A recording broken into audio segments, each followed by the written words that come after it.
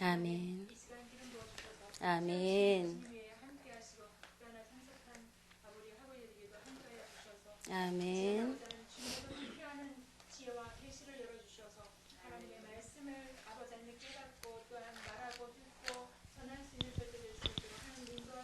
아멘.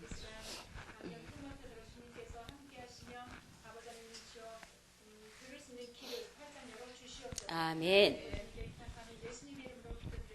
아멘.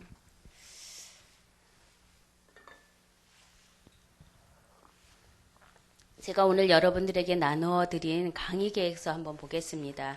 지난주에 드렸어야 되는데 제가 이거를 해놓고 잊어버리고 못 가져왔습니다. 죄송합니다. 우리가 에스라를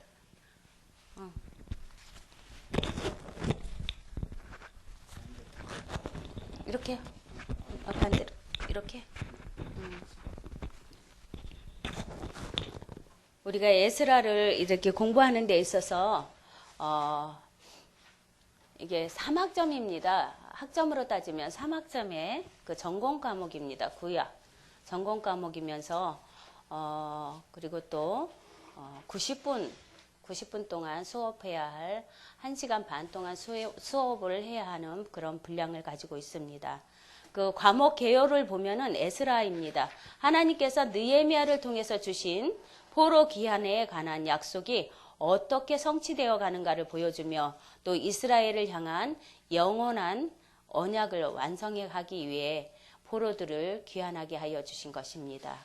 그리고 또 학습 목표를 보면은 에스라는 시간적으로 구약 시대의 가장 마지막 사건을 다루고 있는 책입니다. 그래서 역사는 구약과 신약을 잇는 허리 부분에 해당되는 그런 부분입니다. 에스라가. 그리고 또 예루살렘과 유다 백성의 그 부흥운동을 전개하는 그런 중에 율법을 가리키면서 또 회개운동과 하나님 나라 건설을 위한 희생과 결단 속에서 에스라의 그 지도자 리더십을 배우는 것이 이제 학습 목표입니다. 이 학습을 통해서 이 에스라를 통해서 우리가 에스라가 어떻게 이스라엘 백성들을 리더자로서 데리고 와서 또 기한의 그 무리에서 데리고 와서 어떻게 또 그 백성들을 또 이끌어 나가느냐 하는 것들이 이렇게 과정으로 보여주고 있습니다. 여러분들도 이제 앞으로 리더자의 입장에서 이렇게 서서 말씀을 전해야 하고 또 이끌어 가야 하는 그런 목자의 역할을 할 것입니다. 또 각 지교회에서 여러분들의 맡겨진 일을 잘하고 감당하고 계실 거라 저는 믿습니다. 그러나 또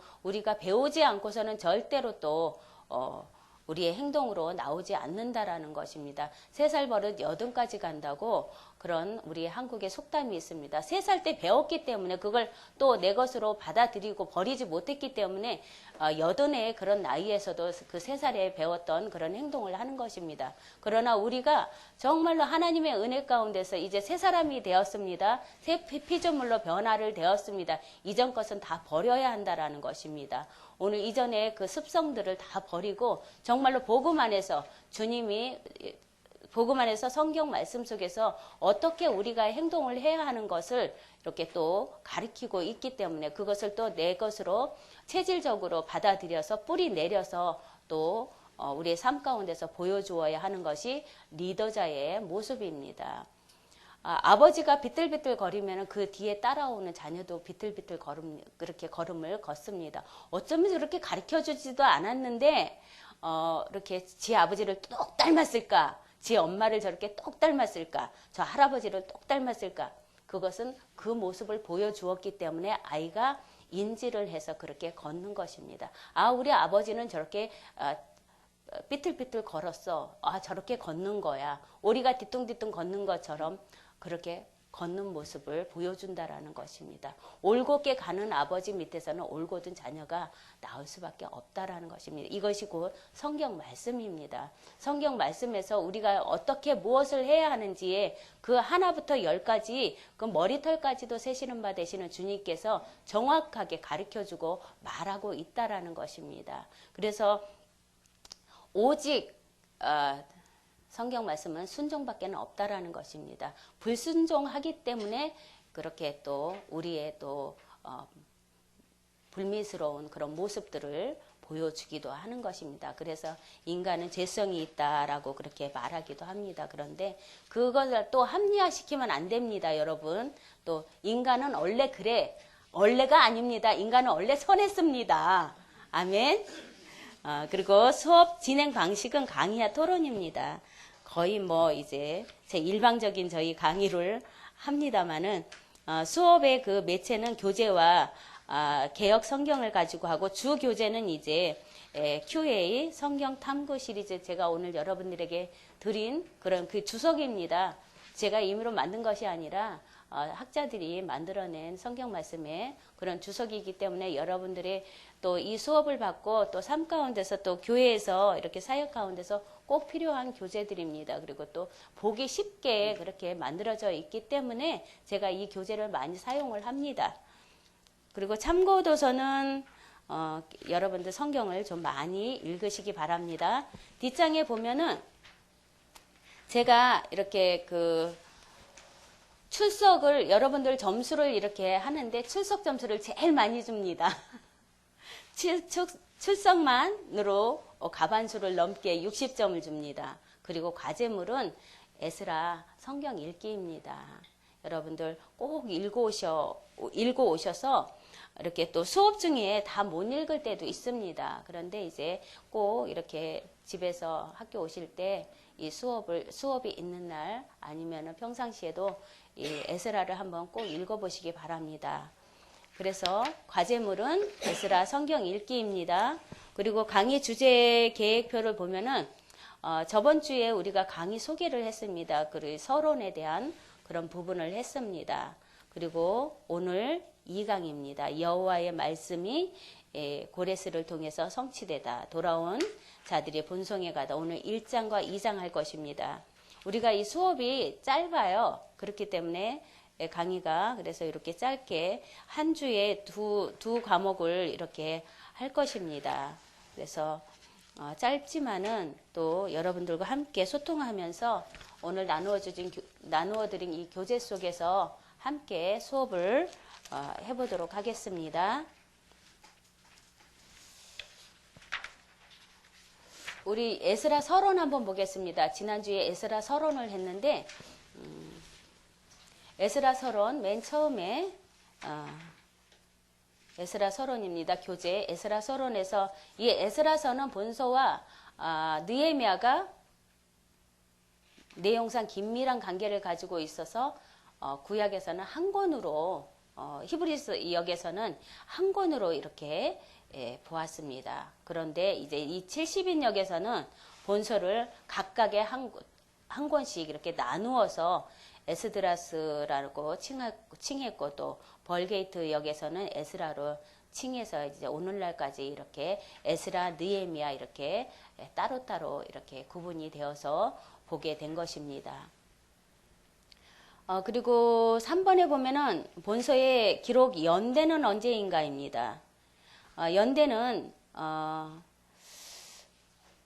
우리가 저자가 에스라임을 인정할 때 기록 연대도 추정할 수 있다라는 것입니다. 연대를 추정할 수 있는 자료는 본문 7장 8절인데 이것에 따르면 에스라는 바사 아닥사스다 1세 BC 464년에서 424년 때에 귀국하여서 제7년 8장과 10장에 기록된 여러 가지 그 개혁을 추진하는 그런 과정을 보았을 때 연대가 확실하게 나타납니다. 그리고 또 엘리야십은 대제사장으로 느헤미야와 동시대의 인물이었다라고 그렇게 기록되어 있습니다. 이 기록은 느헤미야가 바사 왕실로부터 귀국한 BC 440년 이후에 추정되는데 에스라는 느헤미야와 활동하던 시기에 같이 생존했던 그런 인물입니다.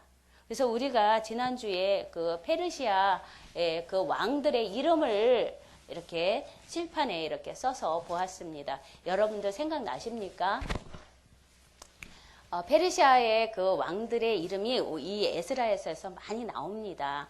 그래서 조금 듣고 익숙해져야 합니다. 첫 번째 페르시아의 그 왕의 이름이 제일 먼저 나오는 게 고레스입니다. 고레스 왕.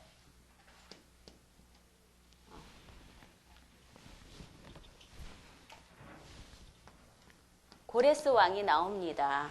그 다음에 다리오. 이 고레스 바로 밑에 캄비세스가 나오는데 캄비세스 왕은 그렇게 많이 등장하지를 않습니다.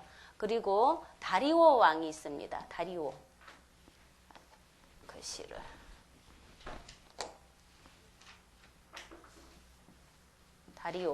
다리오 왕이 있습니다. 고레스 왕, 캄비세스 왕, 다리오 왕. 그 다음에 에스더의 남편 이름이 무엇입니까? 아하수에로. 아하수에로. 수에로 왕이 있고, 또 아하수에로 왕 바로 밑에 그 아들입니다. 아닥사스다.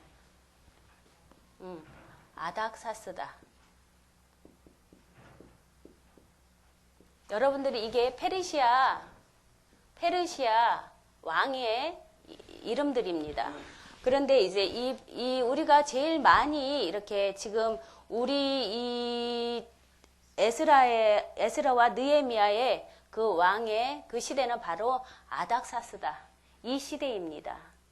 이 시대에 일어난 일들입니다. 에스라와 느헤미야는 아닥사스다 이 왕의 시대에 일어난 일들이라는 것을 여러분들 알아주시면 좋겠습니다. 늘 이제 이 과목을 보면은 고레스 왕이 제일 많이 나옵니다. 그리고 다리오 왕, 그리고 또 아하수에로 왕, 아닥사스다 왕이 이렇게 나오는 것을 볼 수가 있습니다.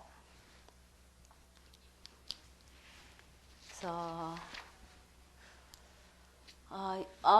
9번에 있습니다. 그 교재 9번에 그 서론 9번에 한번 보시기 바랍니다.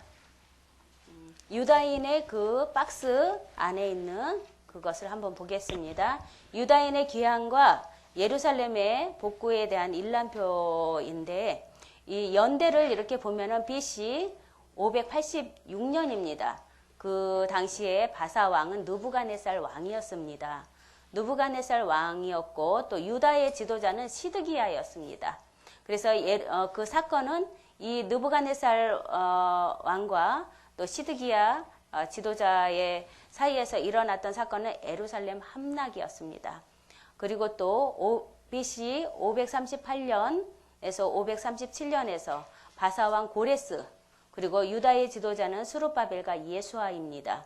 유다인의 그 사건을 보면은 유다인 귀환 허락조서가 제1차 귀환으로 그렇게 나와 있습니다. 그리고 또 BC 536년에 고레스 바사왕 고레스 왕 그 시절에 스룹바벨과 예수아가 유다의 지도자로서 예루살렘 성전 기초 공사를 하는 그런 사건이 이루어지고 있습니다. 그리고 BC 522년 다리오 왕 때 스룹바벨과 예수와 학계 스가랴 그 유다의 지도자를 통해서 성전 재건에 대한 조서가 이루어지고 또 성전 재건이 이루어지고 있습니다.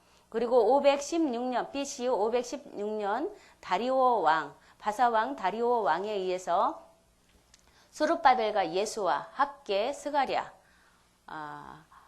유다의 지도자로서 예루살렘 성전 완공 및 봉헌식을 6장 15절에서 18절 이렇게 하고 있습니다. 그리고 또 연대를 보면은 BC 457년 아닥사스다 1세 에스라 유다의 지도자는 이제 에스라입니다. 유다인들의 제2차 기한을 이렇게 하고 있습니다. 그리고 또 444년 아닥사스다 1세 때 느헤미야가 또 등장을 합니다.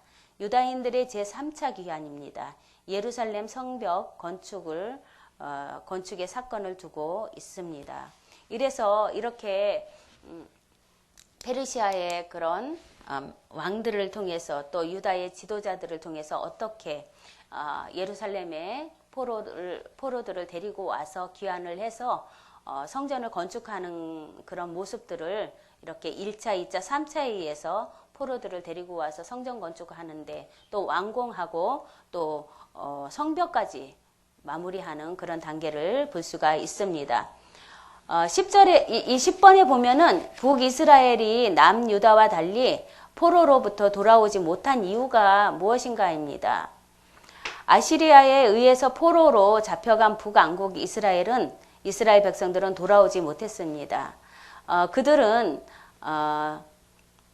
아시리아는 북이스라엘 백성의 대부분 자신들의 영토를 강제 이동시켰고 또 남아있는 자들에게 이방 민족을 이스라엘 그 민족과 혼합되게 하여서 새로운 사마리아족을 형성하였다라고 그렇게 말하고 있습니다. 그리고 수도인 사마리아가 함락된 이후에 이스라엘에는 생존한 왕족이 없었습니다. 이미 종교적으로 여호와를 섬기는데 많이 혼란해져 있었다는 것입니다. 더욱이 아시리아 포로 생활 중에서 백성들의 종교와 문화, 순수성을 지킬 수 있는 지도할 만한 지도자와 또 종교의 구심점이 전혀 없었다라고 말하고 있습니다. 그 반면에 11번을 보면은 포로로 끌려간 유다 자손들은 유다로 돌아오고 민족의 순수성을 유지할 수 있었던 그 이유가 무엇인가입니다. 여러분들이 어느 곳에 있든지 하나님의 중심에 있다면은 세상과 타협하지 않고 이렇게 신앙을 지킬 수 있다라는 것입니다. 이 북이스라엘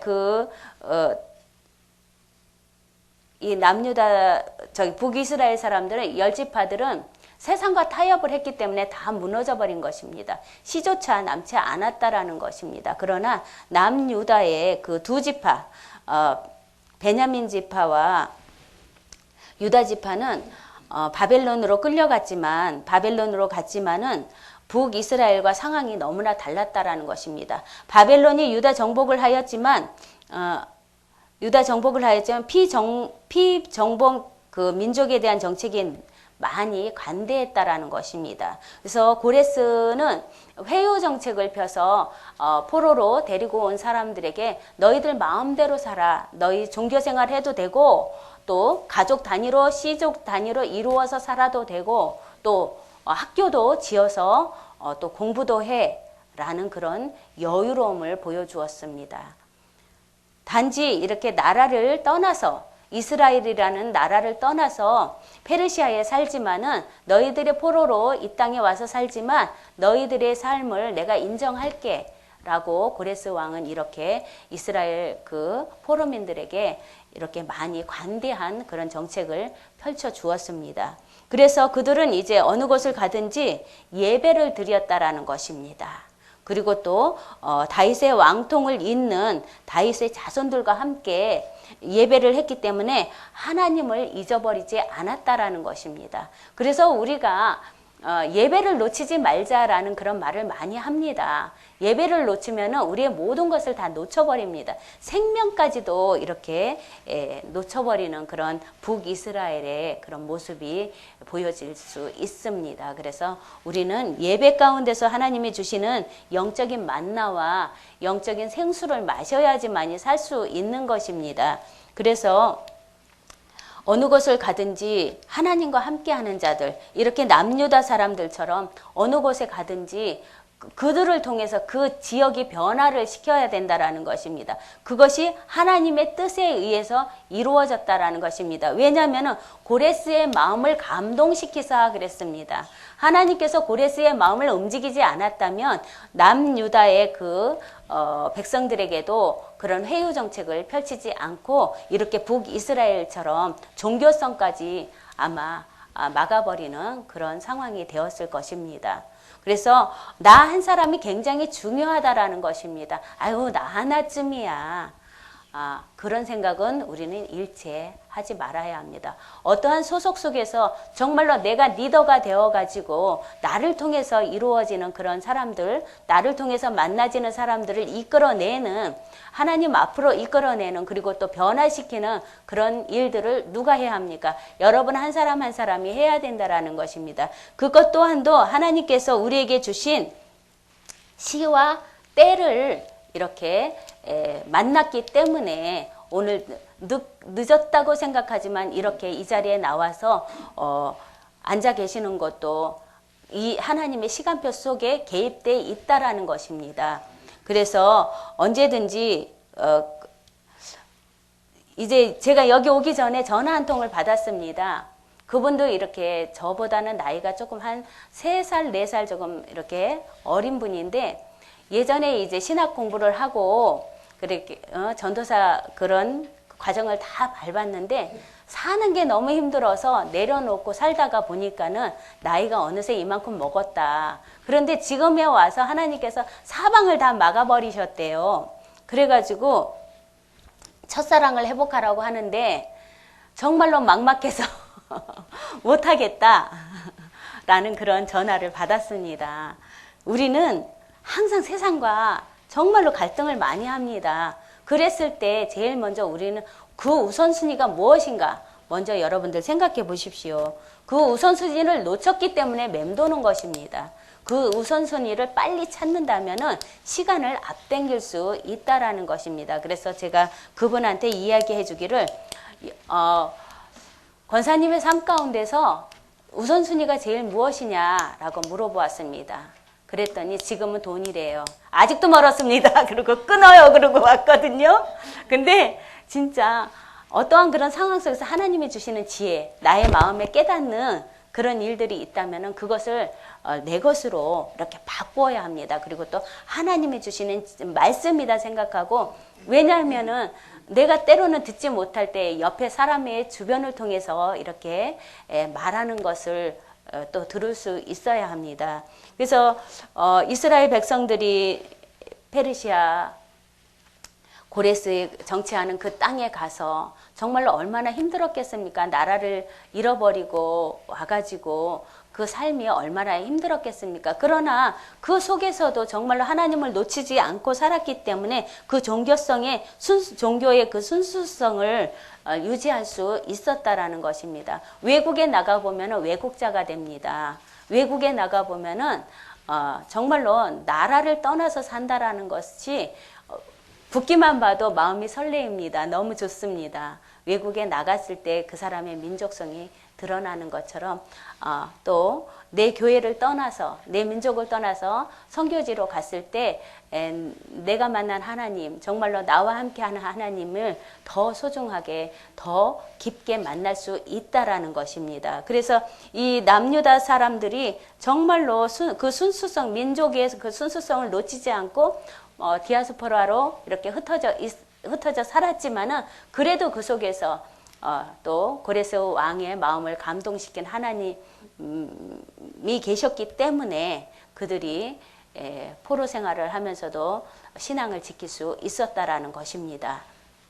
그래서 유다인들은 그러면 몇 차례에 걸쳐서 바벨론에 끌려갔는가입니다. 끌려간 것은 4차례로 이렇게 포로로 끌려갔습니다. 12번에 보면은 유다인들은 몇 차례에 걸쳐 바벨론으로 끌려갔는가. 유다인들은 4차례에 걸쳐서 바벨론으로 끌려가게 되었습니다. 이 첫 번째는 BC 605년에 다니엘을 포함한 왕족들과 귀족 계급이 이렇게 먼저 끌려갔습니다. 그리고 두 번째는 BC 597년에 여호야긴 왕을 포함한 일반 백성들과 모든 방백들과 군사들 1만 명 외에 많은 기술자들이 이렇게 포함되어서 이렇게 끌려가게 되었습니다. 그리고 또 세 번째는 BC 586년에 예루살렘 성전과 성이 최후로 함락될 때 시드기야 왕을 포함한 백성들이 이렇게 3차에 끌려갔습니다. 그리고 마지막 4번째는 BC 581년 느부갓네살 그 시위대장 르부사라단이 마지막 남은 유다인들을 이렇게 사로잡아 갔습니다. 정말로 나라가 부강하면은 자기 힘이 있기 때문에 이렇게 다른 나라를 넘볼 수가 있습니다. 우리 마음 지키기는 또 똑같습니다. 내 마음이 정말로 하나님이 주시는 그런 믿음으로 가득 차 있다면 어떠한 그런 상황 속에서 들어오는 것들을 다 밀어낼 수가 있는데, 제일 약점이 무엇입니까? 여러분들에게 제일 약점이 무엇입니까? 때로는 경제가 될 수 있고, 때로는 질병이 될 수가 있고, 때로는 자녀가 될 수 있고, 때로는 사람과의 관계가 될 수 있다라는 것입니다. 그것들이, 그 약점이 발목에 잡혀가지고 어떠한 그런 상황에서도 여러분들이 우선순위로 해야 할 것들을 놓쳐버린다면은 그것은 나에게 유익이 되지 못하는 것입니다. 그래서 내가 이 신앙생활 하는 데 있어서 발목이 잡힌 것이 무엇인가, 여러분들 그것을 먼저 찾아서 풀어내야 합니다. 건강 때문에 나의 발목이 잡혔는가, 아니면은 경제적인 것들 때문에 나의 발목이 잡혔는가, 그런 것들을 한번 찾아보시기 바랍니다. 그리고 풀어내야지만이 여러분들의 사역길에 있어서 더욱더 단단한 그런 마음밭이 되어질 것입니다. 그리고 또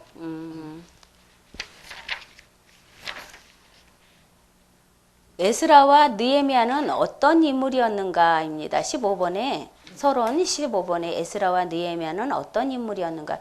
두 인물은 이제 바벨론 포로 기간에 등장하여서 이스라엘 자손을 통한 언약의 역사가 계속되도록 헌신하였습니다. 그래서 느헤미야는 사회 조직을 정비한 행정가로서 흔들리지 않는 신념을 가지고 무너진 약속의 도성 예루살렘 성벽을 재건하기에 힘썼습니다. 그 반면에 학사였던 에스라는 언약의 율법에 가장 권위 있는 자로서, 해석자로서 귀환한 이스라엘 자손들을 언약의 백성으로 세우는 데 앞장을 섰습니다. 그래서 에스라는 말씀으로 백성들을 일깨웠습니다. 그리고 또 느헤미야는 행정가로서 또 느헤미야가 가진 그런 생각들을 가지고 교회 성전을 짓는 데 힘을 썼다라고 이야기하고 있습니다. 각자가 주어진 달란트들이 조금씩은 다 다를 것입니다. 내가 제일 잘하는 것이 무엇일까? 여러분들 그것 또한도 찾아내야 합니다. 사역에 있어서 내가 사역에 있어서 정말 잘할 수 있는 것이 무엇인가?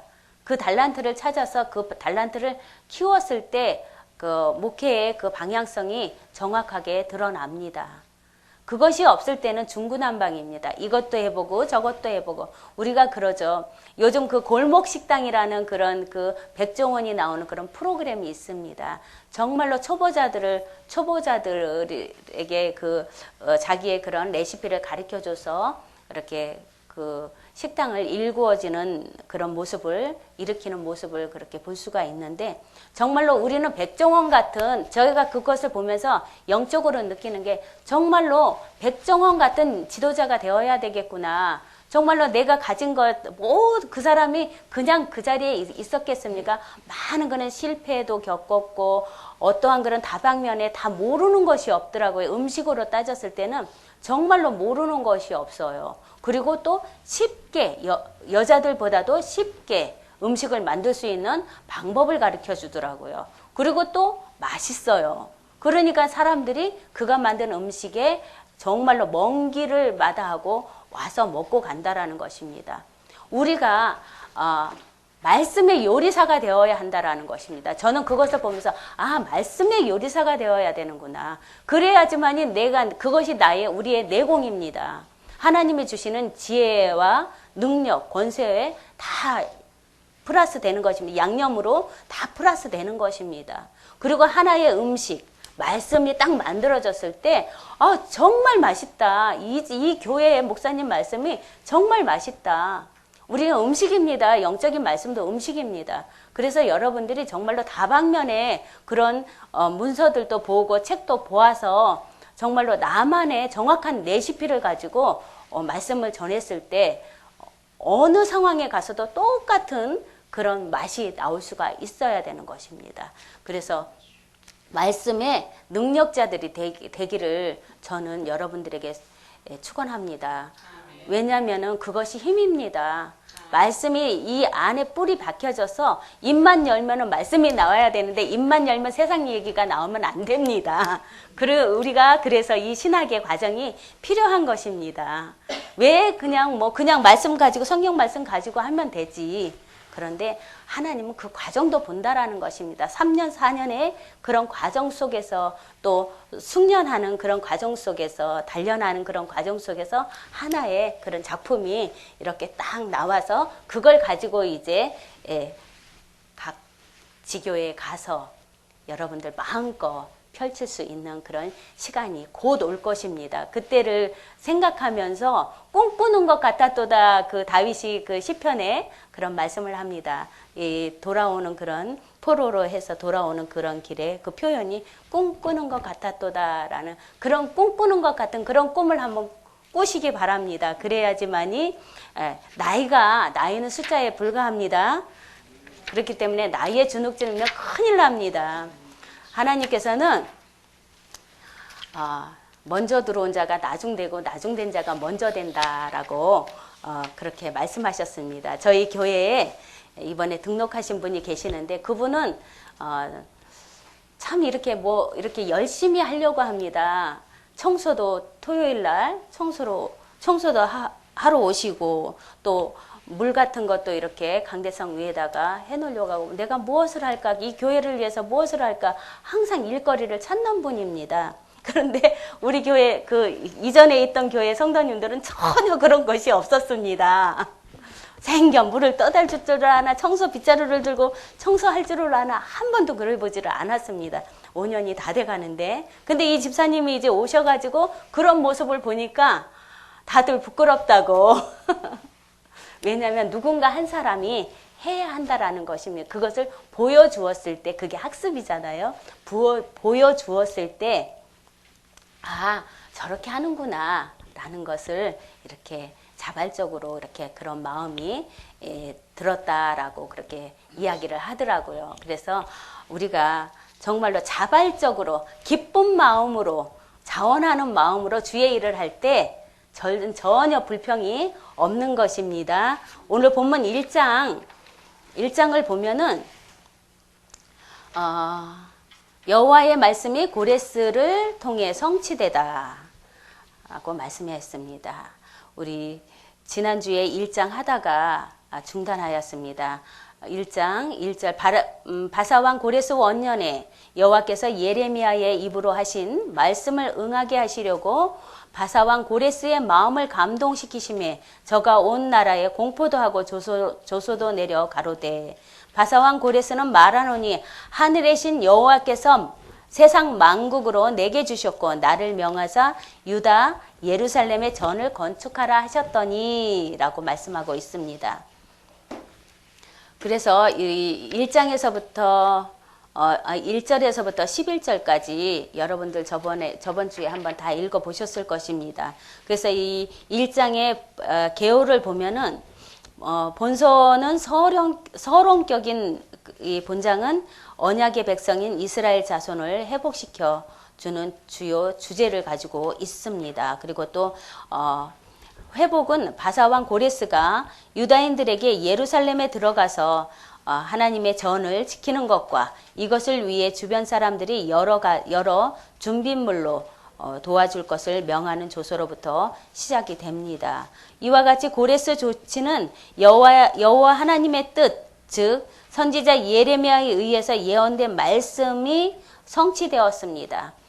예레미야 25장 12절에 분명하게 그렇게 말씀하고 있습니다. 그리고 또 29장 10절에는 바벨론에서 70년이 차면 돌아오게 하리라 라고 예레미야의 입술을 통해서 이렇게 하나님께서 예언해 주셨습니다. 그래서 이러한 본장은 하나님께서 예언하신 대로 언약의 백성을 언약의 백성을 다스리시되 세상의 약속에서 구체적으로 세상의 제왕과 세속적인 사건들을 사용하는 것을 볼 수가 있습니다. 그래서 1절에서 4절의 말씀을 보면은 바사왕 고레스가 그의 통치 원년에 하늘의 신 여호와께서 예루살렘의 성전을 다시 지으라고 자신에게 명했음을 밝히면서 유다인들에게 예루살렘으로 돌아가서 여호와의 전을 건축하라라는 그런 내용이 이렇게 펼쳐지고 있습니다. 본서의 저자가 서두에 이 조서의 내용을 언급한 것은 앞으로 전개될 유다인들의 그 바벨론으로부터 해방과 귀환, 그리고 또 예루살렘 성전의 재건 등 일련의 이스라엘 자손의 그 회복의 역사, 전개가 언약의 백성 위에서 역사를 섭리하시는 하나님의 경영하에서 이렇게 진행되는 것을 보여주고 있습니다. 하나님은 정말로 당신이 하신 말씀은 꼭 지킨다라는 것입니다. 그래서 우리가 말씀을 믿지 않아서 그 말씀의 열매를 따먹지 못하는 것입니다. 믿으면 믿은 대로 따먹는다라는 것입니다. 왜냐하면 시간이 잃은 것과 더딘 것이 있습니다. 때로는 우리는 상추 같은 거는 금방 이렇게 싹이 나서 잎이 나와서 따먹을 수 있지만 열매 나무 과실은 좀 시간이 걸립니다. 봄서부터 가을까지의 그런 시간이 걸립니다. 그 시간을 못 참고 다 그냥 맛도 없는 거 따서 이렇게 먹으려고 해보십시오. 그게 먹혀지나 그냥 다 버리고 만다라는 것입니다. 그것이 때를 기다릴 줄 아는 농부의 마음이라는 것입니다. 여러분들의 일 가운데서 정말로 급한 것들이 때로는 있을 것입니다. 왜 하나님은 나에게 이런 응답을 빨리 안 주시나? 때로는 그런 기도의 제목들도 있을 것입니다. 그러나 응답이 없다라는 것은 아직 때가 안 됐다라는 것입니다. 기다릴 줄 알아야 합니다. 그래서 고레스는 1절에 보면은 고레스는 어떤 인물인가? 고레스는 바사 제국의 그 초대 왕입니다. 3번입니다. 3번. 1장 3번 보십시오. 고레스는 어떤 인물인가? 고레스는 바사 제국의 초대 왕으로서 메대 왕 아스타게스의 통치하에 있던 작은 얀삼의 왕국에서 BC 598년에 출생을 하였습니다. 그는 이제 메대와 바벨론을 물리치고 BC 539년에 바벨론 전역을 정복함으로써 바사를 최대 제국으로 만들었습니다. 의 남자들은 이렇게 그 전쟁을 좋아하고 전쟁 영화 같은 것들을 좋아합니다. 그리고 땅 따먹는 그런 바둑을 좋아합니다. 그러나 여자들은 거의 뭐 그런 거 좋아하시는 분도 있지만은 그렇게 많은 퍼센트로 봤을 때는 남자보다 이렇게 조금은 못 미칩니다. 이 고레스가 페르시아를 점령하면서 땅이 굉장히 넓어졌습니다. 우리 에스더 배웠을 때 그 아하수에로 왕이 127도의 그런 땅을 가졌습니다. 127도라는 거 우리나라는 몇 도입니까? 8도라고 그러죠. 8도 정도인데 127도라면 굉장히 어마어마한 넓은 지경의 땅입니다. 인도에서 구스까지라 했습니다. 인도에서 이디오피아까지, 인도 나라에서 이디오피아 나라의 그 땅까지 다 점령을 했다라는 것입니다. 그런 것처럼 이 땅이 확장되고 영토가 넓어질수록 힘이 그 나라의 왕의 힘이 굉장히 굳건해지는 것입니다. 그래서 이 고레스 왕 또한도 바벨론 전역을 정복함으로써 바사를 최대의 제국으로 만들었습니다. 고레스 왕은 피지배국에 대해서 관대한 종교 정책을 쓸 뿐만 아니라 오히려 그들의 종교성을 크게 장려했다라고 말합니다. 제가 조금 전에 이렇게 말씀드렸던 것처럼 포로민들에게 회유 정책을 펴서 너희들은 이 땅에 살지만은 너희들이 원하는 하나님을 섬기고 공부하고 회당 모여서 예배해라라고 그런 자유함을 주었다라는 것입니다. 그리고 우리가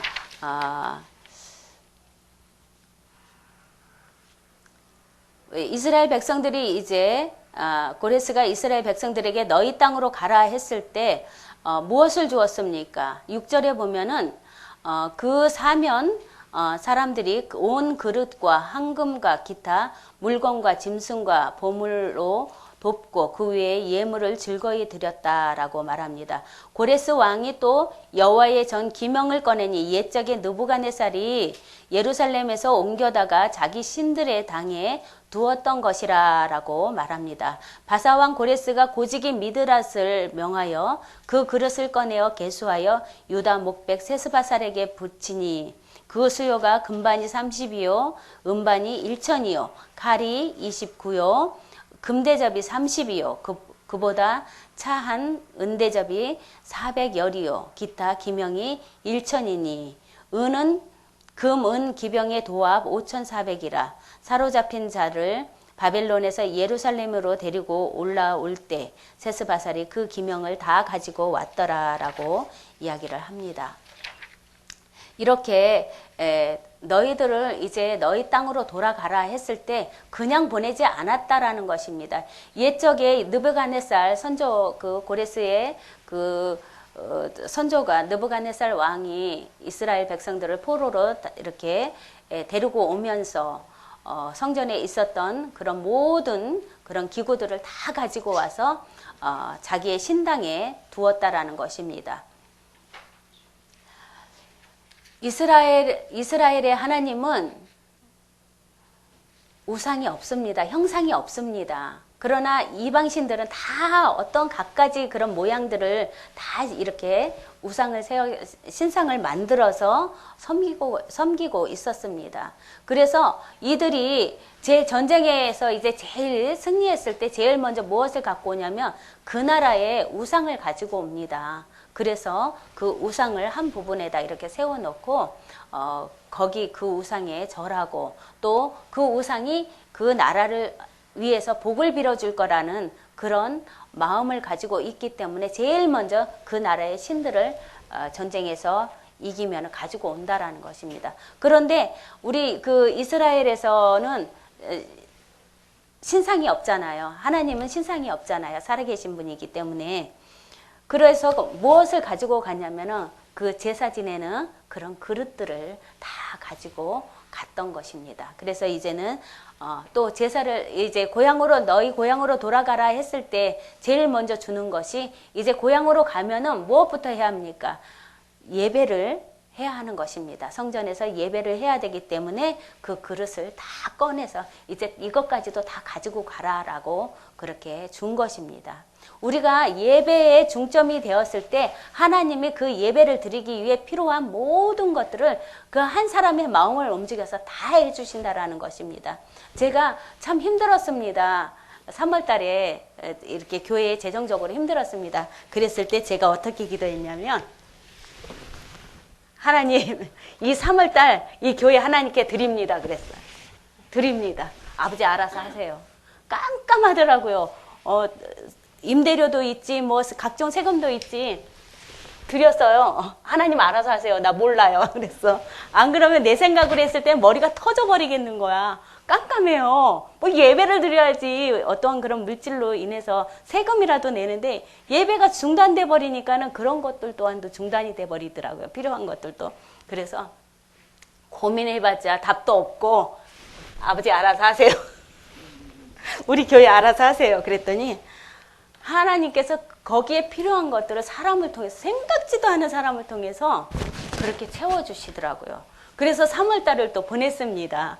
4월달도 또 그렇죠. 그래서 또 이거 습관이 되면 안 되는데 아버지 알아서 하세요. 그랬더니 4월달도 그렇게 또 일을 해주셨어요. 그래서 내가 정말로 내가 하는 것이 아니라 하나님이 하시는구나 라는 것을 이렇게 사역을 하면서도 매번 그런 것들을 이렇게 삶 가운데서 느낍니다. 그러면서도 그때뿐이라는 거예요.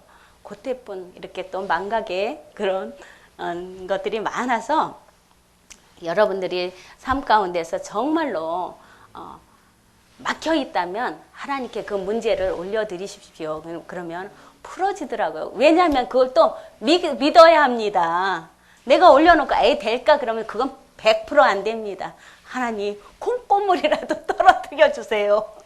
저의 믿음이 콩고물이었습니다. 우리 교회가 겨자씨지만 제 믿음은 콩고물이었습니다. 콩고물이라도 떨어뜨려 주세요. 제가 그랬어요. 나 이렇게 하면 못 살겠습니다. 나 머리 다 빠지고 못 살겠습니다. 하나님 알아서 하십시오. 그랬더니 정말 콩고물이 떨어졌습니다.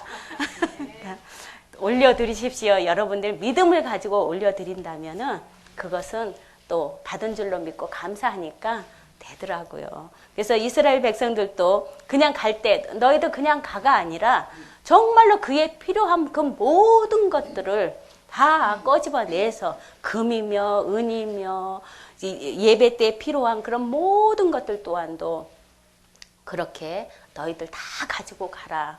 그리고 또 남은 자들이 있습니다. 거기서 이제 이스라엘 백성들이 포로로 끌려갔을 때 얼만큼을 끌려갔냐, 얼마나 인원이 끌려갔냐라면은 이제 거의 이제 이건 추정입니다. 200에서 300만이 이렇게 포로로 이렇게 끌려갔다고 합니다. 근데 돌아온 인원은 4만이 돌아왔습니다. 4만. 그러면은 300만에서 4만이면 10분의 1로 해도 모자랍니다. 많이 안 돌아온 거죠. 10명 중에 1명이 돌아왔다라는 것입니다. 예를 들면은 그렇게 그 대신에 그 9명이 이 한 명에게 모든 지원을 다 해주는 것입니다. 이것도 가지고 가고 저것도 가지고 가고 다 가지고 가. 나는 지금 여기서 너희들이 먼저 가서 성전을 쌓고 터를 닦아라. 그러면은 나중에 또 우리가 또 갈 수 있으니까는 먼저 가는 너희들에게 우리들이 할 수 있는 것은 물질로 너희들을 도울 수 있는 것이다라고 성전 건축을 위해서 필요한 그 모든 것들을 다 해줄게. 너희들이 가지고 가라 해서 이렇게 많은 그런 재물들과 짐승들과 사람들이 다 이렇게 가게 된 것입니다. 그래서 여기서 이제 1장에서 이렇게 말씀하시는 그 핵심은 우리가 영적인 그런 교훈을 보았을 때 하나님의 뜻과 하나님이 작정한 때를 먼저 주목해야 한다라는 것입니다. 그래서 하나님의 성전을 건축하는 일이라 해도 하나님이 허락하지 않으시면은 멈춰야 한다라는 것입니다. 너 그거 하지 마. 그러면은 안 해야 된다라는 것입니다. 우리 크기의 사이즈가 10명입니다. 그런데 1000명의 교회를 짓는다고 생각해 보십시오. 우리 나의 사이즈는 10명밖에 현재 없습니다. 그러면 교회를 건축할 때 100명의 사이즈를 지어야지 마땅합니다. 그런데 1000명의 사이즈를 짓는다고 생각해 보십시오. 그거는 안 된다라는 것입니다. 그리고 또 합당하게 맞춰서 내 옷에 맞는 옷을 입어야지 제일 편하다라는 것입니다. 맞지 않는 옷을 입었을 때는 불편합니다. 왠지 어색합니다. 여러분들에게 주어진 그런 달란트 또한도 나에게 맞게끔 옷으로 만들어서 입어야 합니다. 아멘. 그래야지만이 굉장히 편한 상태에서 하나님이 우리에게 이루어야 할 그런 뜻과 하나님이 작정하신 그 때를 주목한다면은 그 시기가 그렇게 멀지 않았다라는 것입니다. 여러분들이 여기 와서 앉았다라는 것은 벌써 이미 시작이 되었습니다. 여러분들의 사역이 이미 시작이 되었습니다. 벌써 발 띄었습니다. 요단강이 이제 물이 갈라지는 그런 역사가 일어났습니다. 이제 믿음으로 법궤를 메고 말씀을 메고 한 발씩 걸어야 하는 그런 시간표라는 것입니다. 왜냐하면 걸어갈 때 때로는 많은 돌뿌리도 있을 것입니다. 그래서 발톱이 빠질 경우도 있어요. 제가 설악산에 올라갔을 때 초보 그냥 일반 운동화를 신고 올라갔습니다. 올라갈 때는 편하게 올라갔습니다. 내려올 때는 이렇게 그냥 있어도 다리가 이렇게 춤을 추더라고요. 그리고 다리가 떨려서 힘이 빠지니까 그러면서 돌뿌리에 이렇게 부딪혀가지고 발톱이 다 빠지게 되었어요. 그런 것처럼 우리가 힘을 가지고 있어야지만이 또 우리가 가는 길이 정확하게 목적지를 가지고 간다면은 어떠한 그런 어려운 그런 시간이 어려운 일들이 올지라도 잘 헤쳐 나갈 수가 있는 것입니다. 그래서 남은 자들이 이스라엘에 이제 포로로 돌아가는 자들에게 많은 그런 물질을 이렇게 짐승이며 금이며 은이며 모든 필요한 예배에 필요한 모든 것들을 다 주었던 것처럼, 그리고 또 그 많은 사람들이 400만이라는 많은 사람들이 1차, 2차, 3차로 해서 나누어서 이렇게 가는데 그 길이 그냥 이렇게 비행기 타고 가는 길이 아닙니다. 예전에는 오로지 도보로 가기 때문에 그 길이 4개월, 6개월 걸리는 그 길을 걸어서 남녀노소 불구하고 걸어서 예루살렘까지 갔다라는 것입니다. 그 길이 얼마나 그 여정이 힘들었겠습니까?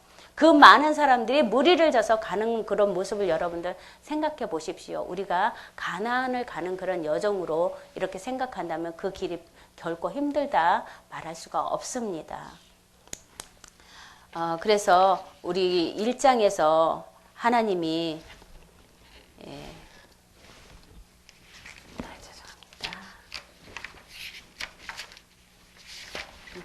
1장에서 그 수요대로 금반이 30이요, 은반이 1천이요, 금대접이 30이요, 그보다 차한 은대접이 30이요, 그보다 차한 은대접이 400열이요, 기타 기명이 1천이니 금은 기합 기명의 도합이 5,400이라 사로잡힌 자를 바벨론에서 예루살렘으로 돌아올 때 세스바살이 그 기명을 다 가지고 왔더라라고 이렇게 1장이 끝이 납니다.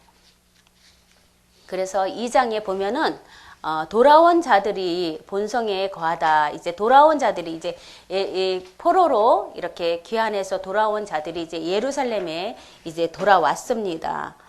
예루살렘에 이제 들어와서 무엇을 먼저 합니까? 무엇을 먼저 하냐면은 이렇게 명단의 숫자가 쫙 나옵니다. 3장을, 이 명단의 숫자는 3장을 위해서 예비된 자들입니다.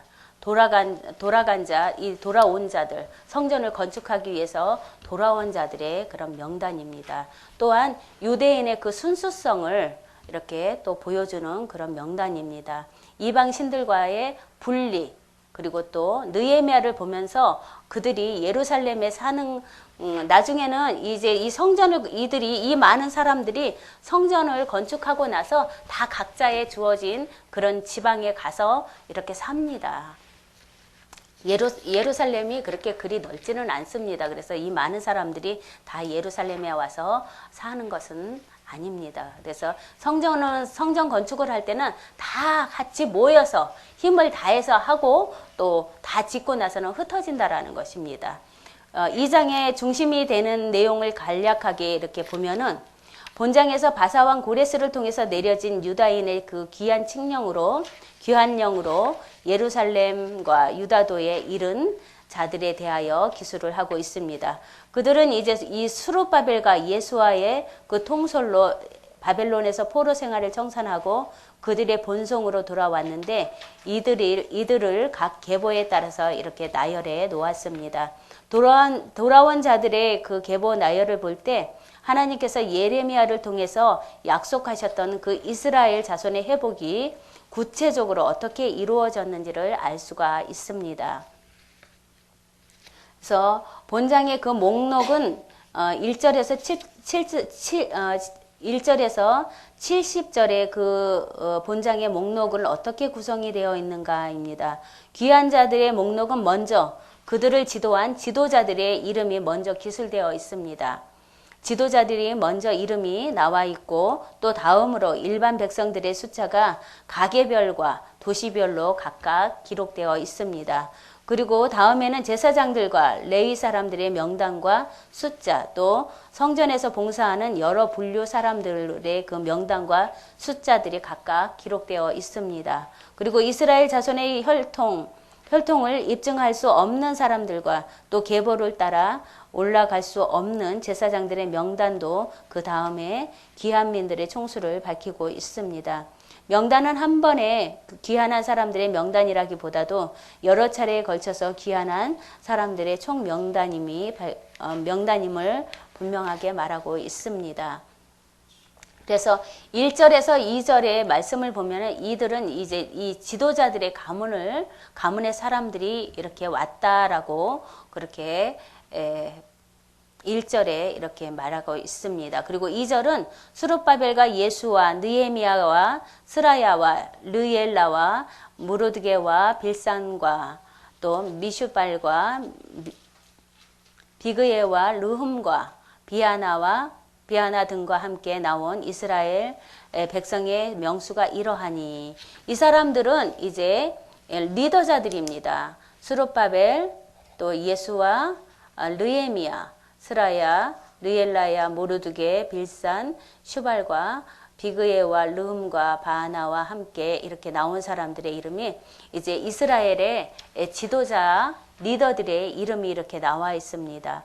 그래서 여기서 우리가 모르드게라는 이름이 나옵니다. 이 모르드게를 우리가 에스더에서 많이 이 모르드게를 들어봤습니다. 그러나 그 모르드게가 아니고 동명이인입니다. 다른 사람입니다. 그리고 3절에서 20절까지 3절에서 20절까지는 가족으로 구성된 그런 인원들의 그 족보입니다. 인원들의 명수입니다.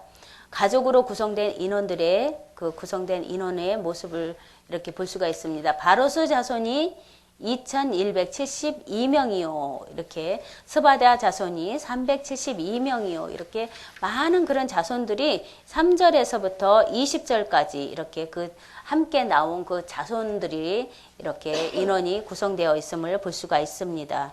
그리고 21절에서 35절까지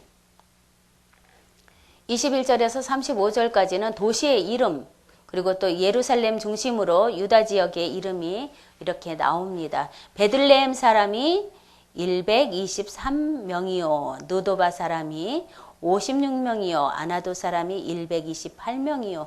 이렇게 체계적으로 이렇게 또 구분해서 이렇게 기록이 되어 있습니다. 그리고 36절에서 39절까지는 성전 봉사와 관련된 직임에 따른 제사장들의 그 가족이 나와 있습니다. 제사장들은 36절에 제사장들은 예수와의 집 여다야의 자손이 973명이요. 인멜 자손이 1050명이요. 바스월 자손이 1247명이요. 하림 자손이 1017명이더라 라고 이렇게 이야기를 합니다.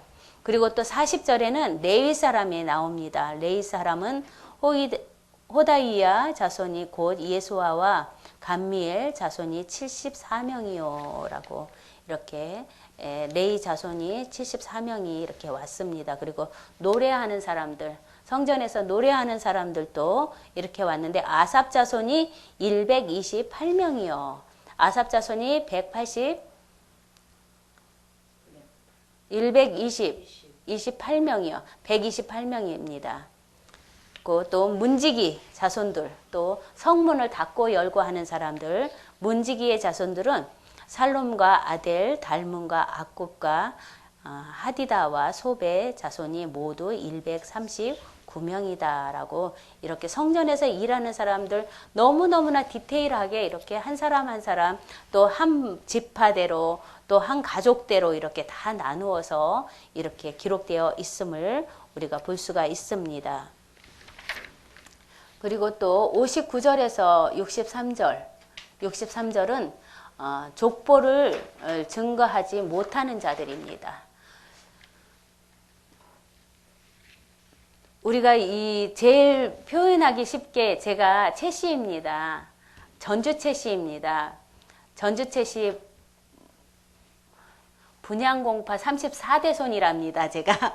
근데 족보에는 안 올라가 있습니다. 오빠가 이렇게 올라간 그런 족보의 그 손을 보면 이렇게 정말로 족보가 있는 그런 사람들은 쉽게 그 자손을 이렇게 이야기할 수 있습니다. 그런데 내가 채씨는 채씨고 전주 채씨는 전주 채씨인데 족보가 없다. 그것은 입증할 것이 없다라는 것입니다. 그래서 여기서 이제 59절에서 63절에 이렇게 보면은 족보를 증거하지 못하는 자손들도 이렇게 같이 왔다라는 것을 이렇게 볼 수가 있습니다. 그리고 또 64절에 회중이 이렇게 모은 사람들이 이제 합계가 42,360명이 이렇게 전체 다 왔다라는 것입니다. 그 외에 노비가 7,337명이요. 말이 736이요. 노새가 240이요. 약대가 435요. 나귀가 6,720이었더라. 어떤 족장들이 예루살렘 여호와의 터에 이르러 하나님의 전을 그곳에 다시 건축하려고 예물을 즐거이 드리되 역량대로 역사하는 곳간에 드리니 금이 6만 1천 다리기요 은이 5천만에요. 제사장의 옷이 100벌이라. 이에 제사장들과 레위 사람들과 백성 몇과 노래하는 자들과 문지기들과 느디님 사람들이 그 본성에 거하고 이스라엘 무리도 그 본성에 거하였느니라. 이렇게 자세하게 이렇게 기록이 되어 있습니다. 우리 또한도 이렇게 어느 한 부분에 우리의 이름이 있어야 한다라는 것입니다. 그래야지 증거가 되는 것입니다. 우리는 어디에 그 이름이 기록되어야 합니까? 하늘 생명책에 기록되어야 합니다. 이렇게 나중에 예수님이 오셔서 이렇게 한 사람 한 사람을 다 계수할 때 혹여라도 내 이름이 빠지면 어떡합니까? 우리 가족의 이름이 빠지면 어떡합니까? 정말 주님의 뜻에 따라서 주님이 원하는 자리에서 내가 시키는 일만 하면, 주님이 시키는 일만 한다면 우리는 하늘의 생명책에 우리의 이름이 또 우리의 가족의 이름이 같이 다 기록될 것입니다.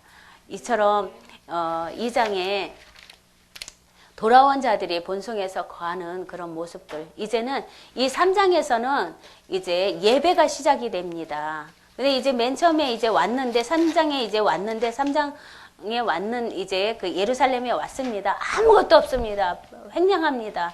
아무것도 없는 상태에서 오자마자 뭐 건축을 하겠습니까?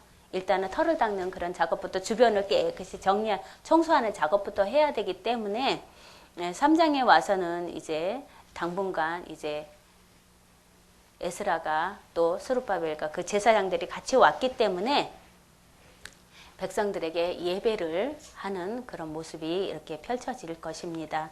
다다음 주에 이제 여러분들과 새 터에서 이제 돌아온 그런 마음으로 여러분들 이제 돌아왔습니다. 이제 포로에서 돌아와서 이제 성전을 건축하는 그런 모습을 이제 볼 것입니다. 이제 어떻게 마음을 가다듬고 정말로 하나님 부르심에 합당한 그런 열매를 맺을 수 있는지를 우리가 또 볼 것입니다. 이렇게 또 1장과 2장 고레스 왕에 의해서 하나님께서 고레스의 마음을 감동시킴으로 어느 누구의 마음을 감동시키실지 우리는 모릅니다. 그러나 우리에게 주어진 그 일만 한다면은 어느 누구의 마음을 통해서라도 움직여서라도 하나님은 일하신다라는 것입니다. 불가능은 없습니다. 불신앙 절대 하지 마십시오. 그것은 죄입니다. 아멘. 기도하겠습니다. 참 좋으신 하나님 고맙고 감사합니다. 바사왕 고레스의 마음을 움직여 묶였던 하나님의 자녀들이 예루살렘으로 돌아오는 여정 속에 그들이 꿈꾸는 것 같았도다. 아버지 하나님 찬양하며 그 고된 여정 속에서 불평하지 아니하고 예루살렘으로 돌아오는 그런 모습을 보았습니다. 주님, 우리의 삶 또한도 그리하였을 것입니다. 이제는 예루살렘에 들어왔습니다. 예루살렘 땅에 들어왔습니다.